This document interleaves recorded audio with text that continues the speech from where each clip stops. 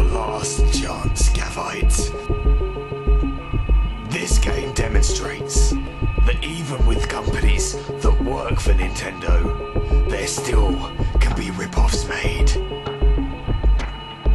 This game is a pathetic, worthless version of the Nintendo classic. You shall see it as such. There is no way that this can be better than the classic Castlevania 64 for the Nintendo 64. No, hang on a second. This doesn't make any sense. Symphony of the Night is clearly a better game. I don't see how... You don't see anything unless I say so. I control this body now. Gavite, begin your review. Okay.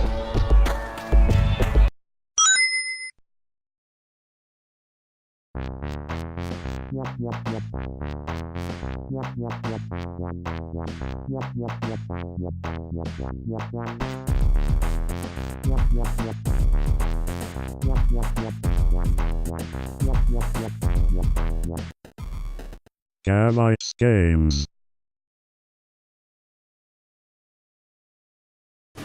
Welcome to the Gavite Games, where everyone is nice and peaceful and I don't get killed for having a strong opinion on a game. Hopefully. This week we're looking at a game that rips itself off. Castlevania. But as I've never played Castlevania 64 and I have no idea how this makes sense, let's turn to NintenDAN.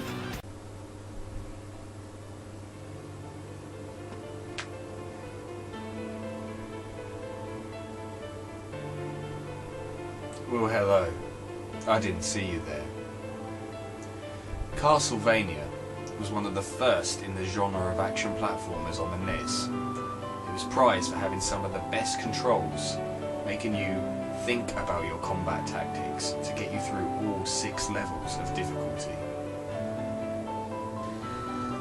The game was a basic linear platformer, having you jump from one level to the next.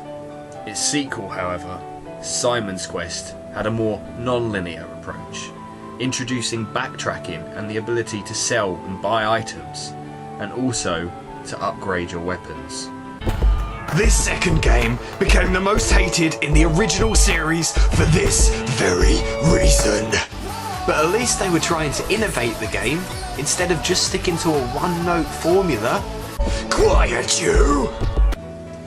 The rest of the games in the original series, Castlevania 3 and Super Castlevania 4, followed the same principles as the original game, ignoring the backtracking and the weapons upgrading from the second, and sticking to a more tight, linear level progression. The time came in 1996 to create the 32-bit Castlevania, designed with a more RPG focus and non-linear gameplay seen in Simon's Quest. It was slated to come out on the Doomed Sega 32X. But this console add-on for the Mega Drive never took off, causing the game to be cancelled. Unfortunately, the game was developed enough to become Symphony of the Night, an obvious rip-off made by a fringe group within Konami as an attempt to ruin their own game by making it for Sony's bastard CD player, the PlayStation 1. After the release of Symphony of the Night, Konami started work on the first 3D Castlevania for the Nintendo 64. In 1999, Castlevania 64 won over the audiences with its spectacular 3D graphics and brilliant storyline. Which audiences are you thinking of? The ones in your head? As for the 3D, it was terrible. Even for the time, because it was released when the Nintendo 64 was showing its graphical limitations. Whereas the PS1, with games like Crash Bandicoot 3 and Tomb Raider Revelations, was clearly displaying the PS1's superior processing power. No, it didn't. The Nintendo 64 was far more powerful than the PlayStation 1. Our eyes lie to you if you think for 1 second that anything the Sony bastard CD player displays was any better than anything that the glory that the Nintendo 64 would produce.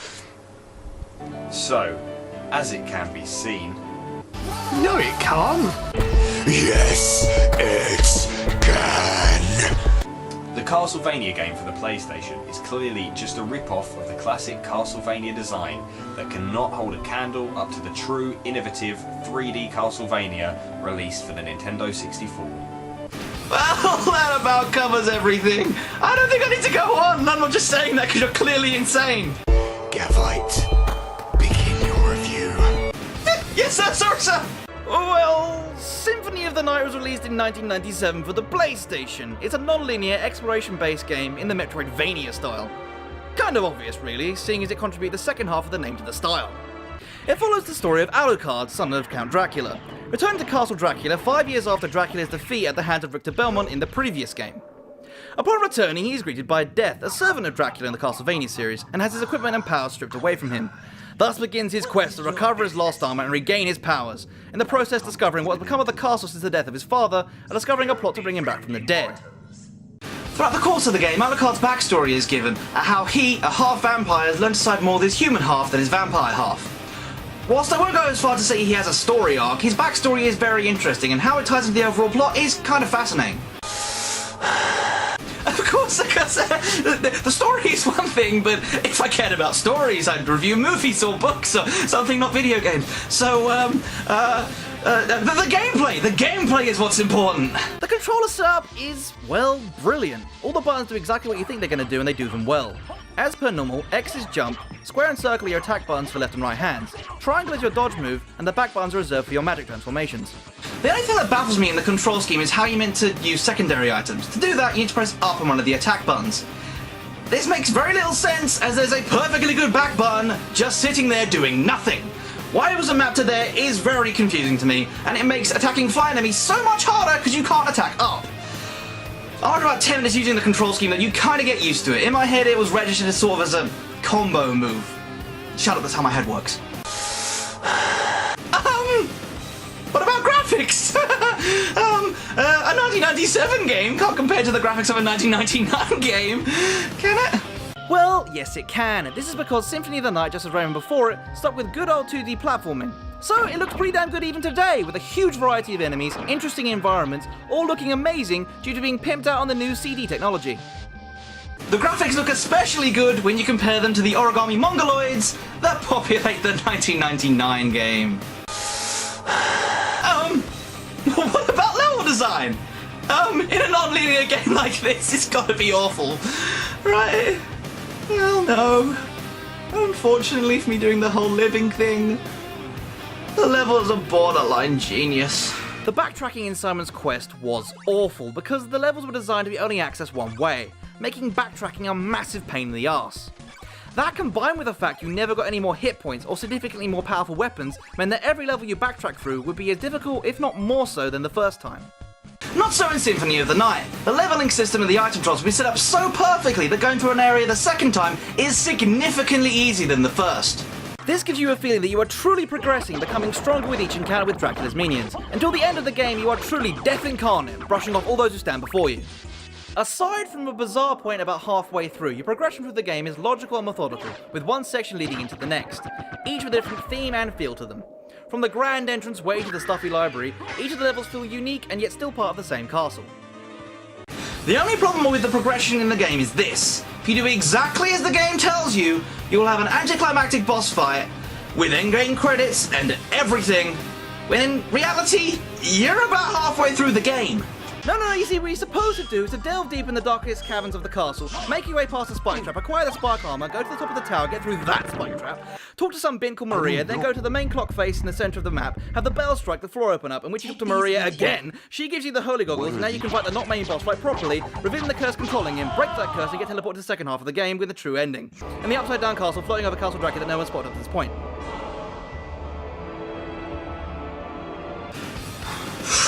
Ugh. Right, well, unless I told you to do that, you would have no idea to do it because it's not even hinted in the first half of the game to do this. And the game has the cheek to call this 100% completion, when in actuality it's probably around 50%. Okay, let's talk about the items. This game's could have skimmed on something. Maybe this is it. I don't think so though, because compared to its SNES and SNES counterparts, this game has so many items.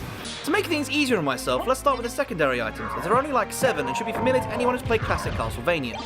These items are most commonly found and cannot be equipped like standard items in the game. When you pick up one, you drop the other, meaning you cannot have more than one secondary item at any one time. When you use a secondary item, instead of using up the item itself, it uses up hearts, which again should be familiar to anyone who's played classic Castlevania. The hearts act as universal ammo for all secondary items in the game. So what are these secondary items I keep gabbing on about? Well, they vary from the simple throwing knife and axe, to the time-stopping stopwatch and the Holy Fury of the Cross. Each of these items use up hearts at different rates. The simpler the item, the less hearts used. For example, throwing knives use 1 heart a chuck, and the cross uses up 100 in one go. As can be assumed, this gives an indicator of how powerful the item is. Throwing knives? Not so dangerous. The Fury of the Cross eliminates most things in its path. So that's the secondary items, a new twist on a classic idea, improving in many ways the ideas built up in the NES and SNES era. But those were the secondary items! They don't matter at all, for my purposes. So what are the main items like? Now when I first got hold of this game, I had a look at the Let's Plays on the internet and saw the vast variety of stats, equipment, and all their interconnected relevance to one another, and I was terrified, frankly. I thought this game would take ages to figure out what did what, and what effect it had on my overall power, etc. Upon playing the game, I found out it was all slowly introduced. You get through the game swapping out items, and you don't even realise how each of the stats play off each other until you find yourself late end game, swapping out your vast variety of armour to decide which gives you the best defence, while simultaneously giving you a good magical attribute to go to the next section of the castle.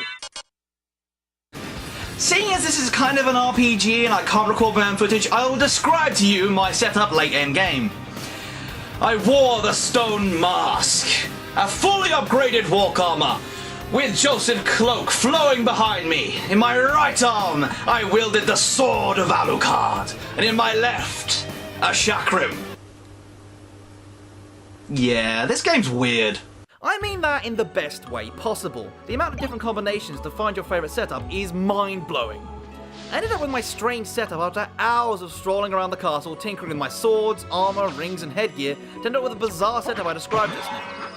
In my defense, the chakram's actually kind of useful. It's the only ranged weapon that comes back to you, making it incredibly useful in tough boss fights when you just want to throw things and run away. Also, it's very useful taking down hordes of enemies when they're not in range of your sword. I love the amount of customization available to you. You can make a roided up superhuman using the most powerful sword in the game, with an amazing amount of strength, leaving you with very little defense. Or you can make yourself a tank with slightly weaker weapons, but encasing yourself in the best armor and shields. Or a character anywhere in between. Also, if you buy Joseph's cloak, you get to decide what colour it is. So consequently, my dude turned to a vampire pimp. With white on the outside, purple on the inside. Oh yeah.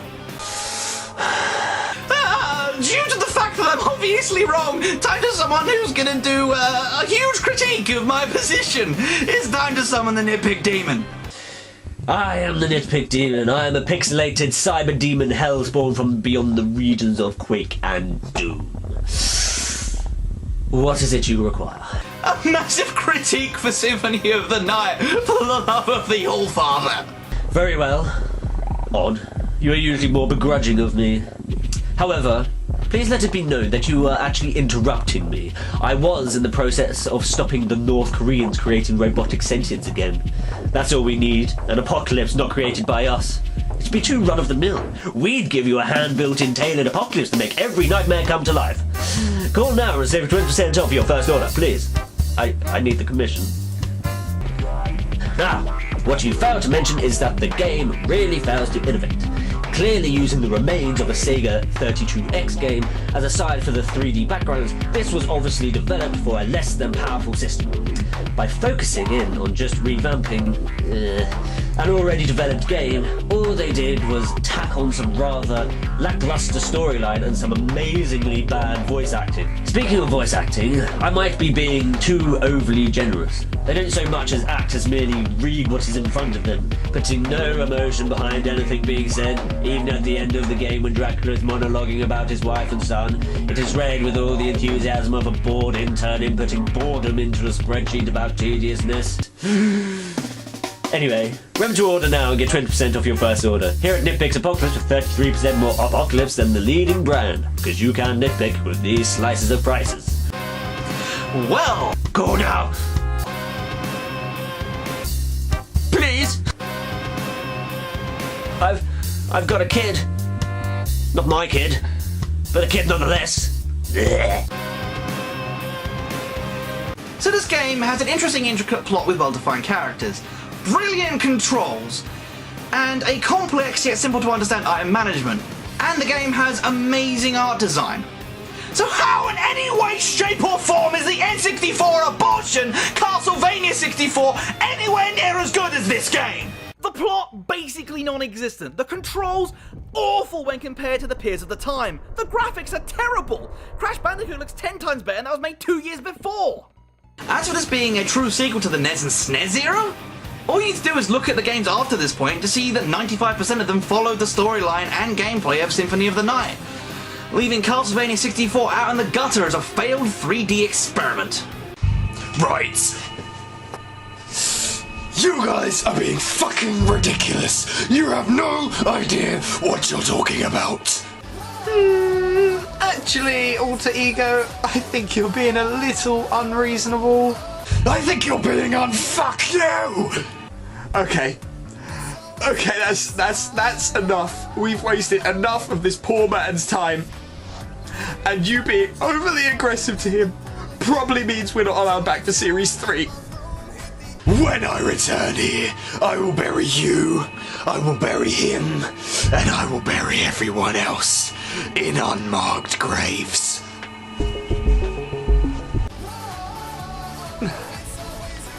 Well, I'm glad he's gone. Wait a second. If he's gone, how are you still here?